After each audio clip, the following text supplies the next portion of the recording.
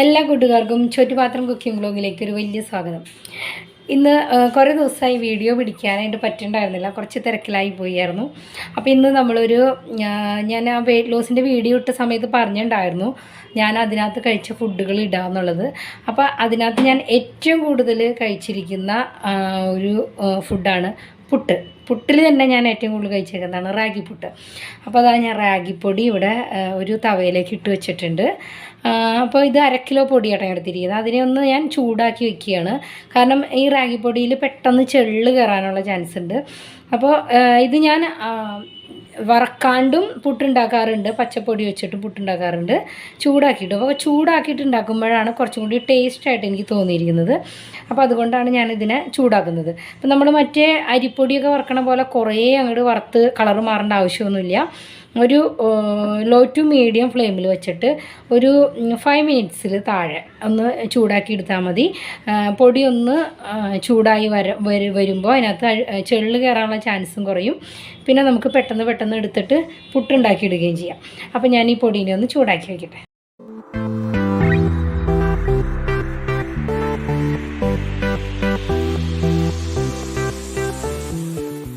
അപ്പോൾ ഇതാ റാഗിപ്പൊടി ഞാനിവിടെ ചൂടാക്കി എടുത്ത് വെച്ചിട്ടുണ്ട്. ഒരു 5 മിനിറ്റ് താഴെ, ഇത്രയും 1/2 കിലോ പൊടിയാകുമ്പോൾ ഒരു 5 മിനിറ്റ് താഴെ ഇതിനെ ഒന്ന് വറക്കേണ്ട ആവശ്യമുള്ളൂ.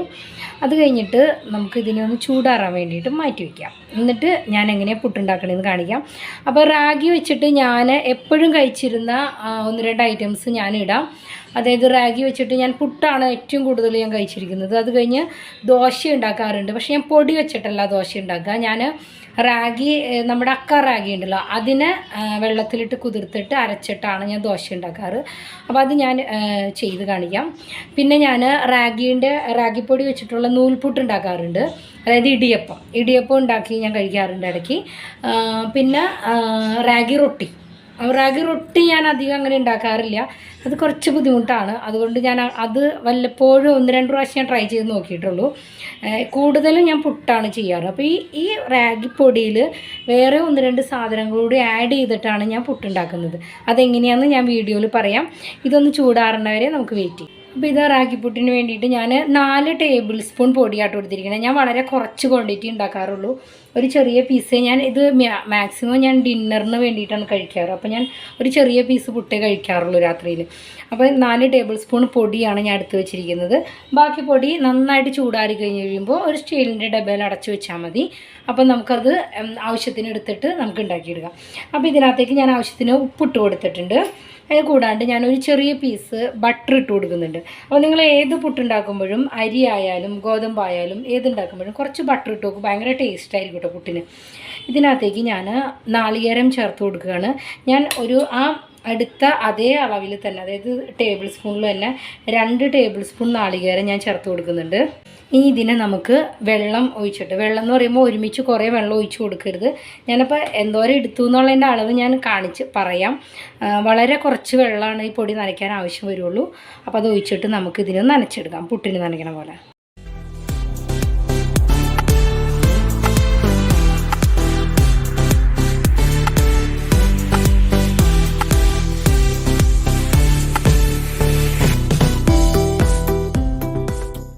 ഇതാ നമ്മുടെ റാഗിപ്പുട്ടിൻ്റെ പൊടി നനച്ച് വെച്ചിട്ടുണ്ട്. നിങ്ങൾക്ക് ഇങ്ങനെ തന്നെ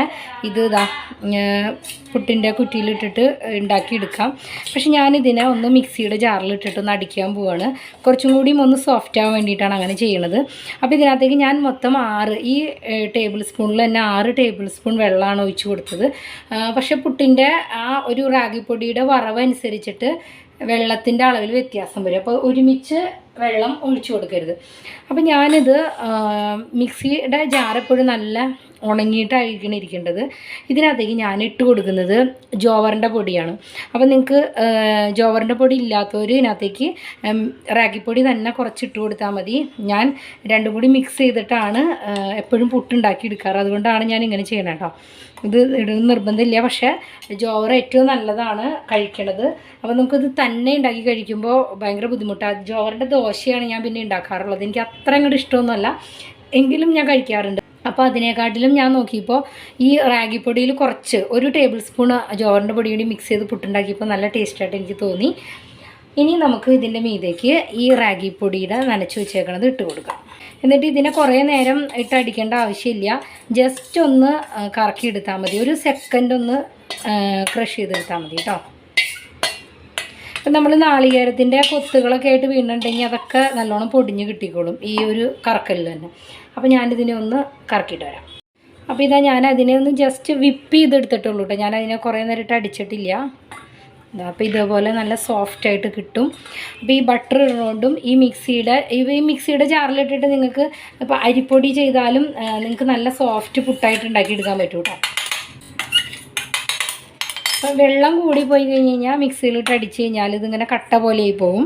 അപ്പോൾ വെള്ളം നമ്മൾ റാഗിപ്പൊടി നനയ്ക്കുമ്പോൾ തന്നെ ശ്രദ്ധിക്കണം. പിന്നെ മിക്സിയിലേക്ക് കുറച്ച് പൊടി ഇട്ട് കൊടുക്കാൻ വേണം. ഇപ്പോൾ ഒട്ടും കട്ടയില്ലാണ്ട് തന്നെ നമുക്ക് കിട്ടിയില്ലേ, നല്ല സോഫ്റ്റ് പൊടി കിട്ടി. ഇനി ഇതിനകത്തേക്ക് ഞാൻ ചേർത്ത് കൊടുക്കുന്നതാണ് ഉണക്കമുന്തിരി. അപ്പോൾ കിസ്മിസ് ചേർത്തിട്ട് നിങ്ങൾ ഒരു പ്രാവശ്യം പുട്ടുണ്ടാക്കി നോക്കണം. ഗോതമ്പ് പൊടിയോ ഓട്സോ അല്ലെങ്കിൽ അരിപ്പൊടിയോ റാഗിപ്പൊടി ഏത് പുട്ടുണ്ടാക്കുമ്പോഴും കുറച്ച് കിസ്മിസ് നിങ്ങൾ അതിനകത്ത് ചേർത്ത് കൊടുത്തോളൂ. ഇത് ഒരുപാട് അയൺ റിച്ച് ആണ്, അതുകൊണ്ട് തന്നെ വളരെ ഹെൽത്തിന് വളരെ നല്ലതാണ്. അപ്പോൾ ഇത് ചേർത്താലും നമുക്ക് കറി കൂട്ടിയൊക്കെ കഴിക്കാൻ പറ്റും. കാരണം നമ്മൾ ബിരിയാണിയിലൊക്കെ ഉണക്കമുന്തിരിയും അണ്ടിപ്പരിപ്പൊക്കെ വറുത്തിട്ടിട്ടല്ലേ കഴിക്കണം. അപ്പോൾ നമ്മൾ എരിവും എല്ലാം ഉണ്ടല്ലോ ഇതിനകത്ത്. അപ്പോൾ ഇതിനും കറി കൂട്ടി കഴിക്കണമെങ്കിൽ കുഴപ്പമൊന്നുമില്ല. അപ്പോൾ ഇതും കൂടി മിക്സ് ചെയ്തിട്ട് നമുക്ക് സാധാരണ പുട്ടുണ്ടാക്കണ പോലെ പുട്ടുണ്ടാക്കി. അപ്പോൾ ഇതിൻ്റെ അളവ് നിങ്ങൾക്ക് ആവശ്യമനുസരിച്ച് ഇട്ടോളൂ. കൂടുതൽ വേണമെങ്കിൽ കൂടുതൽ ചേർക്കാം, അതല്ല ഇഷ്ടമില്ലാത്തവർ ചേർക്കണ്ട. കുറച്ച് മതി എന്നുള്ളവർക്ക് കുറച്ചും ചേർക്കാം. അപ്പോൾ ഇതാ നമ്മുടെ റാഗി പുട്ട് റെഡി ആയിട്ടുണ്ട്. ഇത് 3 പീസായിട്ടാട്ടോ ഞാൻ ചെയ്തെടുത്തേക്കണത്. ഞാൻ ഇത്രയും ക്വാണ്ടിറ്റിയിൽ ഉണ്ടാക്കാറില്ല സാധാരണ.